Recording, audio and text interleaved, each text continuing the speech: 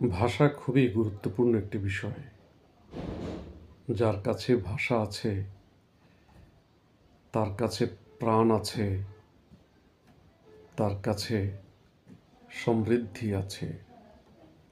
যার কাছে ভাষা নেই, সে বুঝতে পারে যে ভাষা কত গুরুত্বপূর্ণ।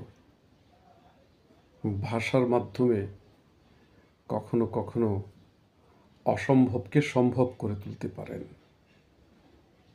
ভাষার মাধ্যমে বিশাল বিপদ থেকে লাখো মানুষকে আপনি বাঁচাতে পারেন।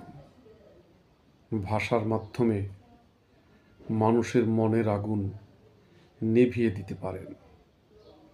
ভাষা যদি আপনার কাছে সমৃদ্ধ থাকে, ভাষা যদি আপনার উন্নত হয়, আপনি মানুষকে খুব ভালো করে বোঝাতেও পারবেন। ভাষার তুলনা নেই। আবার ভাষার মাধ্যমে বিশাল ক্ষতিও আপনি করে ফেলতে পারেন।